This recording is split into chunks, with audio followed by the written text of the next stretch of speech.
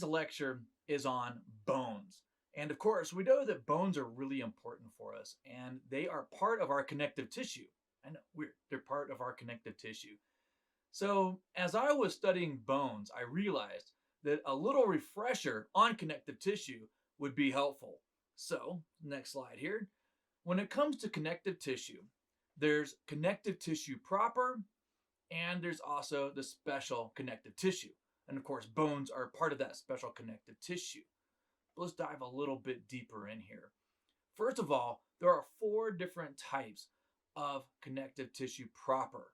There's loose connective tissue, there's dense connective tissue, reticular tissue, and of course, adipose tissue. Adipose is your fat. And when you have loose and dense and reticular tissue, the fibroblasts form the primary cell type of those types of tissues. So loose connective tissue, that's often found right underneath your skin, uh, right underneath your epithelium of most of your linings, and it's fairly common connective tissue. Now, you also have what is called dense connective tissue. It's also fibrous connective tissue. And sometimes you have what is called dense irregular connective tissue and dense regular connective tissue. And dense regular connective tissue, if you notice, the tissue looks regular, it's moving in waves.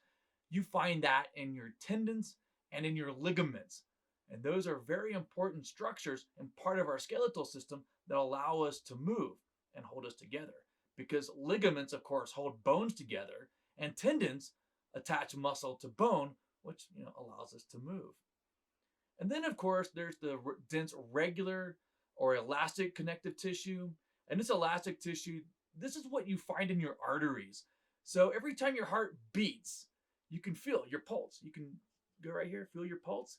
That's your artery expanding, contracting, and that's from dense regular connective tissue surrounding your arteries. And then, of course, we have the adipose tissue. These are comprised of fat cells, and these fat cells store triglycerides, which is fat, which I'm acutely aware of. I keep seeming to gain fat as life goes on here. Got to keep that stuff off. Okay, we also have specialized connective tissue. And the specialized connective tissue includes cartilage, bones, or osseous tissue, and blood. Oddly enough, blood is a specialized connective tissue. Let's take a closer look at cartilage. Hyaline cartilage is by far the most abundant cartilage in your body. And in fact, when baby's born, much of their connective tissue is actually hyaline cartilage. You also find hyaline cartilage. It's around like your trachea and other areas like that. And it's also at the ends of your bones as well, helping to form your joints. There's also fibrocartilage. Fibrocartilage, this is found in your intervertebral disc. So between your vertebrae, you've got these discs, and that's made up of mostly fibrocartilage. And then, of course, there's elastic cartilage as well. And elastic cartilage is found like around your ear and around your larynx, and this vibrates, so you can make sounds or hear sounds. And then, of course, we have bone tissue. Now, bones are made up of three different cell types: osteoclast, osteoblast, and of course the osteocyte. And we'll talk more about those here in a few minutes. And blood is the last type of our special connective tissue. You might not think of blood as a connective tissue, but it is made in our bones. All right. So for those of you that are in my AMP class, you're using your AMP book, and this is a chart right out of AMP, out of the book. And I really like this chart because it sums up very nicely the different types of tissue. And this one is, of course, the connective tissue proper that includes loose connective tissue, then the three different types of dense connective tissue, which is regular, irregular, and elastic. And then, of course, the adipose tissue as well. And then we've got our specialized connective tissue, which includes cartilage, the three different types of cartilage, whether it's hyaline cartilage, fibrocartilage, or elastic cartilage, and of course, the other type of connective tissue that's special, your blood. and bones. Okay, so now let's talk about bones as organs. I know this is pretty awesome. We don't think of a bone as an organ, but one thing that I hope you come away with is that bones are really dynamic. They're constantly on the move. Not moving around our body, of course, but they're not these static structures that you might think they are. Or are they? Ha, that is exciting. They don't seem to ever move around, but yet they're dynamic. How odd is that? Okay, so our skeletal system includes bones, joints, and all of their associated supporting tissue. And bones, of course, are the main organ of this system. So the bones have lots of functions. And of course, let's go through each one of these. Protection. I mean, think about this. We have a breastplate right there, right where our heart is. We also have ribs around our lungs. So we're protecting these vital organs. And think about your skull too. Your skull, I mean, it protects your brain. One of the most important and sensitive organs in our entire body is surrounded by a thick layer of bone. So there it is. Bones help protect our vital organs. Now, interestingly, bones are also very important for mineral storage as well. And in fact, about 85% of your calcium is stored in your bones. And we need calcium for a lot of different things, including muscle contraction. And in fact, you can't have muscle contraction without calcium. And interestingly, from an evolutionary point of view, check this out. Bones may have evolved originally to store calcium ions and phosphate as well, not for structure or support, but in evolutionary serendipity. Basically, when the first bony fish evolved bones 450 million years ago, or give or take a few million years, those bones were hard, allowed for more muscle attachments, and they could swim harder, bite harder, and allowing these animals to diversify onto land. But the main thing is the bones, even today, are still used for mineral storage. And remember when I said that blood is part of our connective tissue, our special connective tissue? Well, our bones make blood, and they make it in your marrow. And in fact, they also make both your erythrocytes, which are your red blood cells, and they also make the leukocytes, which include all the different cells of your immune system. Wait a second. Bones store fat? They do. Bones actually are involved with fat storage as well. And in fact, if we've got red bone marrow, we also have yellow bone marrow. And yet, yellow bone marrow stores fat cells, adipose tissue. And because it's full of triglycerides, guess what? It's yellowish looking. Okay. Now, of course, bones are very important for movement because our muscles attach to bones. So, here I am moving around, right? Every movement we make is a result of a muscle contracting against the action of a bone. So, here we go. How can I do this? Yeah, there it is. That's my bicep contracting. Then my tricep contracts, and my arm goes back to a normal position there. Okay, so we move because of muscles attached to bones. A very unique animal thing to do, actually. And of course, bones are used for support. They help hold us up. We would just be blobs if it weren't for our bones. Okay. So now we move on to bone structure. Now that we know what bones are good for, we have 5 different categories of bones, okay? And basically all 206 bones in our body can fit into one of these 5 categories. 5. Okay, here it is, the long bones. These bones, long bones, they are longer than they are wide. So your humerus, I find this humerus. Femur, those are long bones. So are your phalanges. So are your digits here. These would be considered long bones as well because they are longer than they are wide. The next we have short bones. Short bones are about as wide as they are short. So think like your carpals in your wrist. that allow you to move your wrist all around. These are examples of short bones. We also have flat bones. Flat bones are like in your sternum right here. And they're broad, they're flat, and they're thin.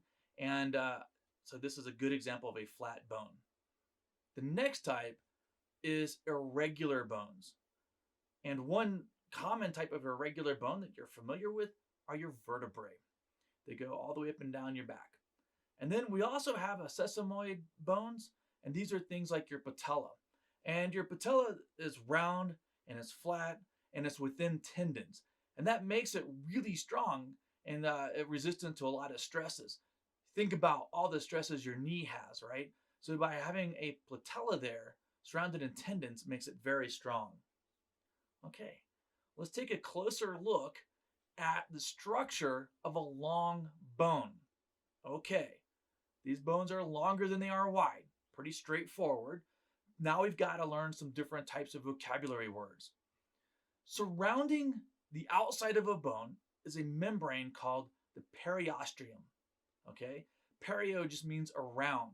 So around our bone is a periosteum, and it is attached to the bone by these perforating fibers, also known as Sharpie's fibers. Okay, now long bones there's a spongy part on the inside of them. So on the inside, we have what is called the endosteum. And the endosteum also has active cells that are constantly making bone, just like the cells in the periosteum. Okay, now at the tip of the bone, you have cartilage. That's part of our special connective tissue, right? And this is the articular cartilage. Articulating, moving, right? So that's why that cartilage is there. It's also a type of hyaline cartilage. Okay, now we also have two different regions of our bones, of our long bones. The long part, think of your femur, think of your humerus, this long part right here. That is called the diaphysis, okay? And then where it attaches, where you see the top and the bottom of it, that would be the epiphysis, okay? Now, I keep saying these bones. There's this inside part that's not quite hollow. It's kind of spongy. That is called the medullary cavity. Now, it's not solid. And the reason why it's not completely solid, and you've got this cavity there, is because that is where you house your marrow. Your red marrow that makes blood cells is obviously red because it's got lots of hemoglobin in it. And your yellow marrow, which is holding your adipose tissue, right? So it's yellow is full of fat. Now, bones, there's these active living cells inside of them and all around them. So you have to get a blood supply to them. So about 35% of the blood supply to a bone is in the periosteum. However, we got to get blood inside the bones as well. So we've got these small openings called a nutrient foramen. And through that, blood vessels can enter inside the bone, providing nutrients, oxygen, and removing waste from the interior of our bones. Okay. Now, you guys have probably played with bones before, maybe a chicken bone or a cow bone. And one thing you notice is that the outside is really hard. That's compact bone. And that's what holds, that's what gives a bones the strength, so it can have a lot of support. It resists compression, tension, twisting, you name it. Now, inside of the compact bone, we have what is called the spongy bone. And the spongy bone's not as strong. And like I said, it's like a sponge. It's got lots of opening pores in there because that's also where we find our marrow.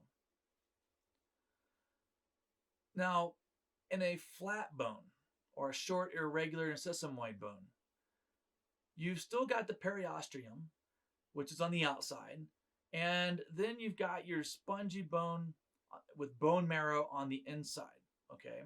But you don't have the medullary cavity, and you don't have the foramens, so there's not blood vessels on the inside of these things. Okay, now I've already mentioned it.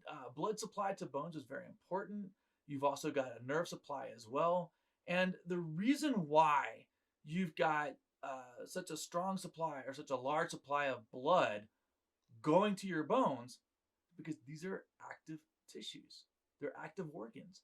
You have cells that are constantly growing, dividing, laying down extracellular matrix, which is what the bone is made up of, much of the extracellular matrix. Okay? And you've got stuff on the inside. You're making blood cells. Well, if you're making a lot of blood cells, guess what?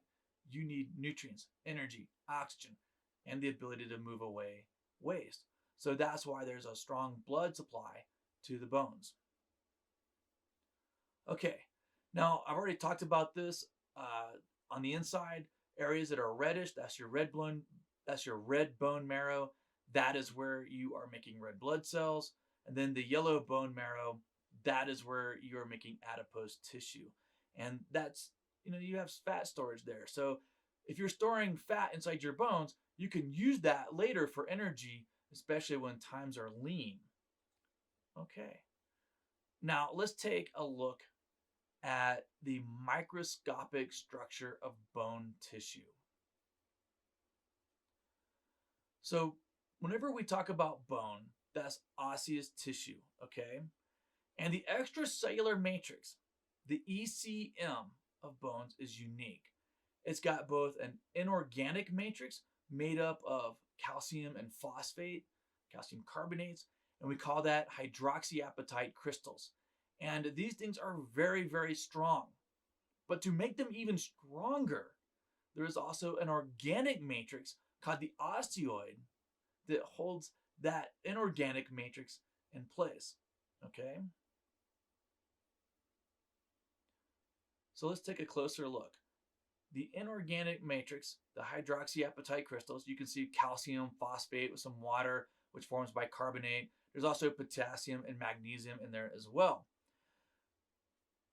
Now, the inorganic matrix, that basically makes up or stores approximately 85% of the total calcium ions in your body. Okay? Now, this crystalline structure of hydroxyapatite makes bones one of the hardest structures in your body. Okay? And it allows bones to be protective. It allows them to be supportive and to resist compression. That's why when I stand here, I'm not crushing my bones down because they can resist the weight of me standing on my feet. Okay. Now, the organic matrix is also very important. And here's why.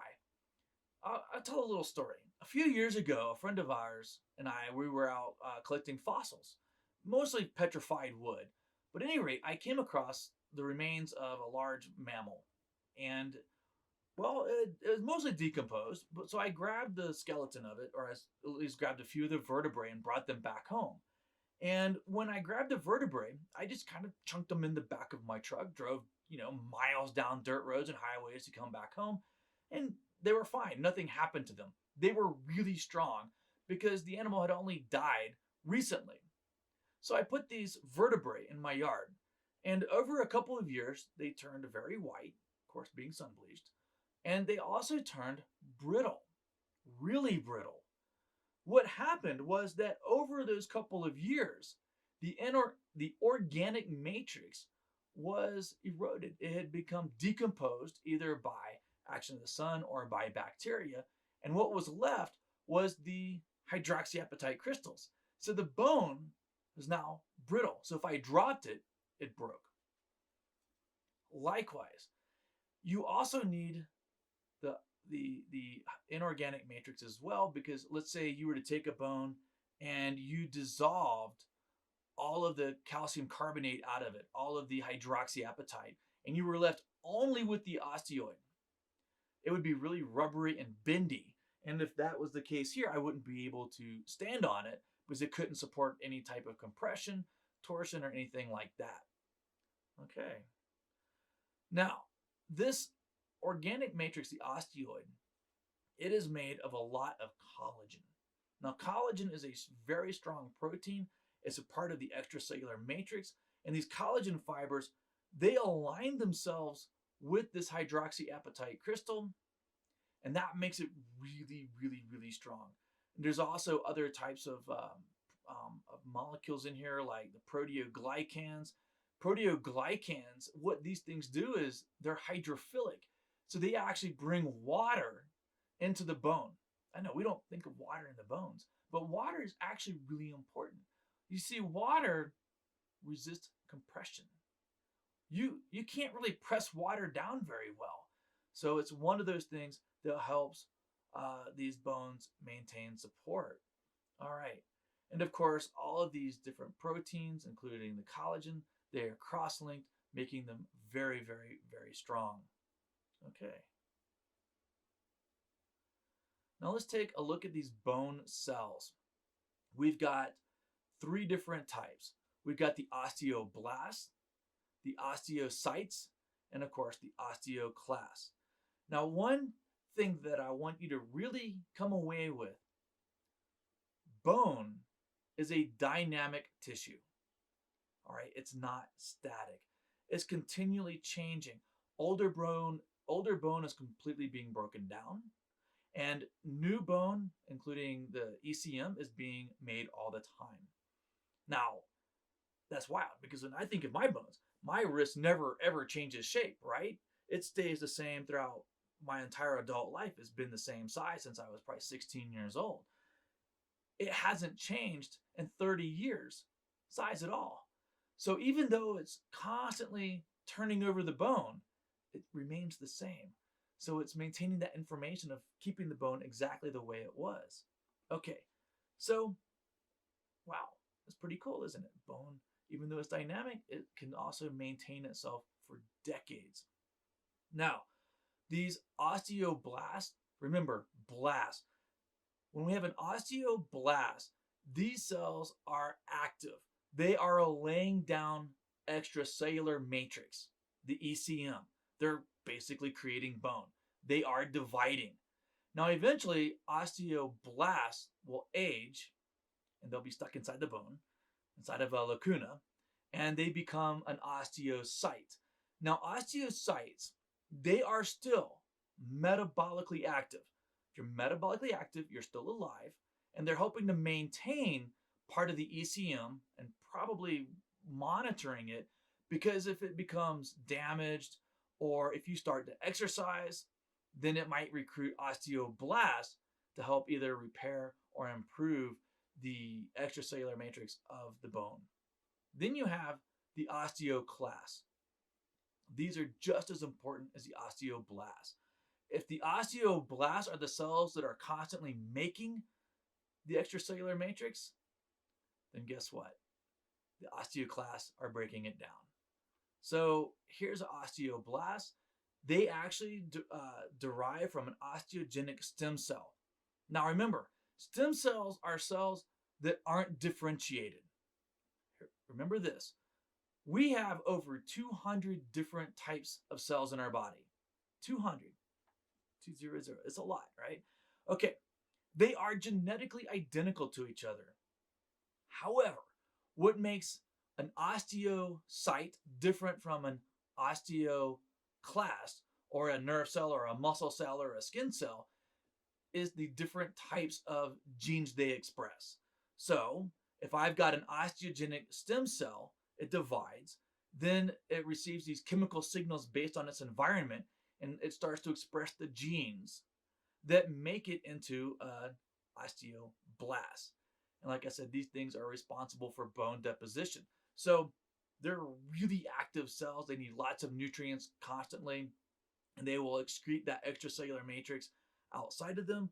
Basically, what they're doing is they're laying down bone.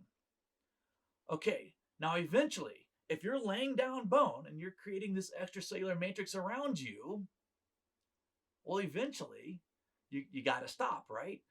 Once these osteoblasts become encapsulated by bone, by the extracellular matrix, they transition into becoming an osteocyte. Basically, they just aren't as active as they used to be. Sounds like what happens to us as we grow older. But I never try to stop. I never stop slowing down. But these osteocytes, they're not dead. They're not dead cells at all. They are metabolically active. And like I said, they're just kind of maintaining the ECM, the extracellular matrix. They're maintaining the bone. And they also can recruit osteoblasts to make new bone if needed. Okay. Of course, there's our osteocytes. You can see they're embedded in the bone ECM, the extracellular matrix, and they secrete chemicals, like I said, required for the maintenance of the bones. Okay. And then, of course, we have what is called the osteoclast. Let me go right here. Osteoclast. These are wild-looking cells, right? They kind of look like a upside or like a jellyfish, and they've got these rough edges along the bottom to increase surface area. And basically, what they're doing is they are turning over the bone. They're reabsorbing it. Now, remember, bone has the organic matrix and the inorganic matrix. The organic matrix is made up of proteins. So to dissolve the proteins, the osteoclast, they release proteases or enzymes that break the proteins down into their building blocks, the amino acids. They absorb those amino acids, and then they either use the amino acids themselves, or they will release them back into the blood so your body can use them in other places. Now, the other part of our bone is the inorganic matrix. Now, to dissolve the hydroxyapatite crystals, these cells pump protons to dissolve it. Now, if I'm pumping protons out of my cell, I am lowering the pH. I am making it more acidic. So basically by creating an acidic environment, I'm dissolving those hydroxyapatite crystals.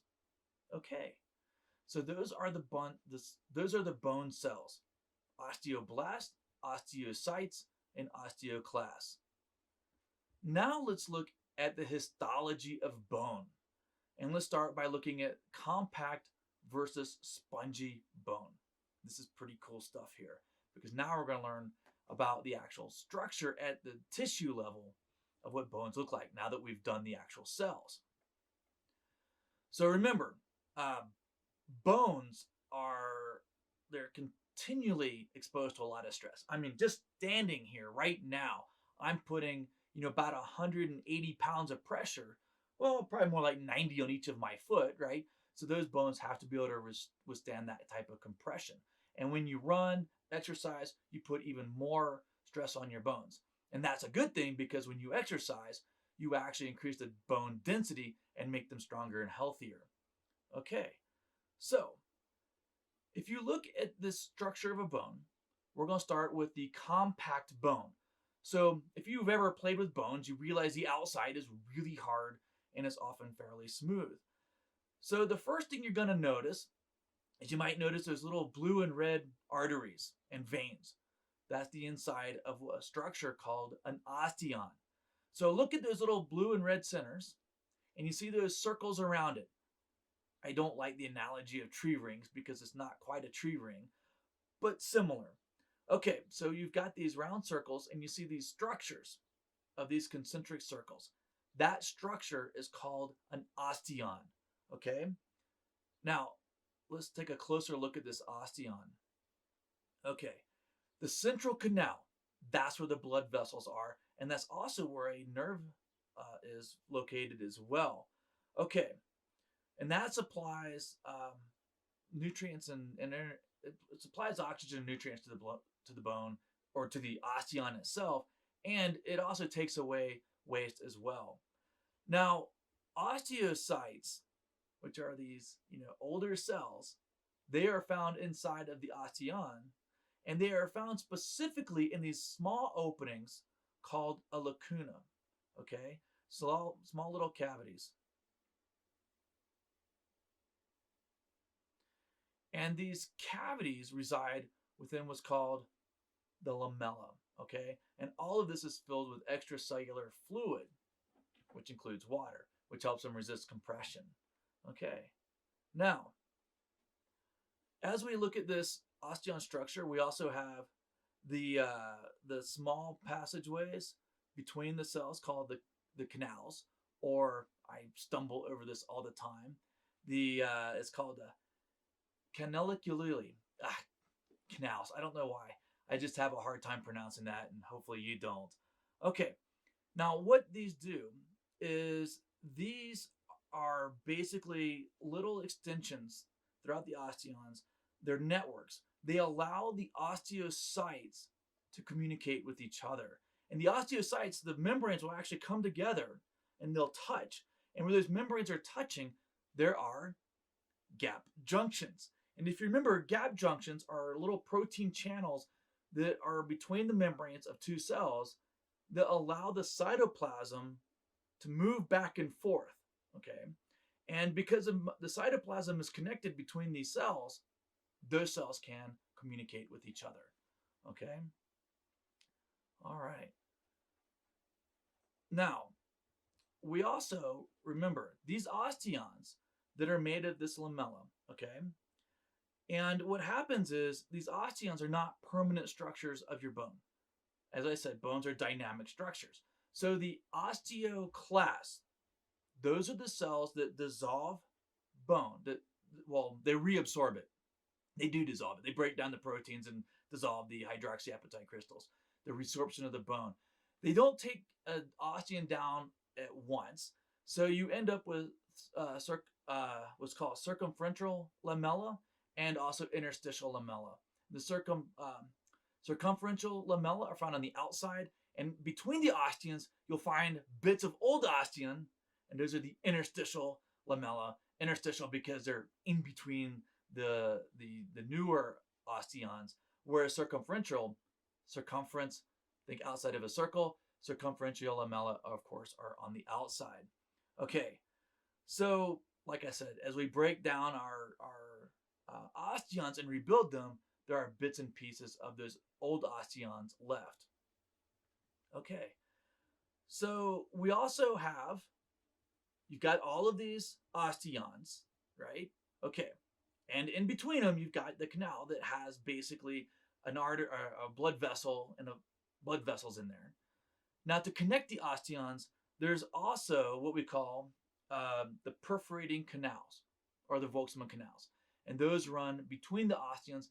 So, like I said, you can have lots and lots of blood traveling through the osteons, traveling through your bones, bringing nutrients and supply to these very active and dynamic organ. Okay. So this is just once again the overall structure of the dense part of the bone. This is the outer part. Now let's take a look at the spongy bone on the inside.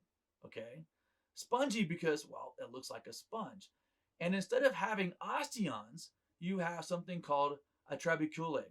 Okay. Now, trabeculae create all these little openings in there, these little cavities. Well, that's where your marrow resides. That's where you can either have yellow marrow storing adipose tissue, or you can have red marrow forming red blood cells, or any of our blood cells that it needs.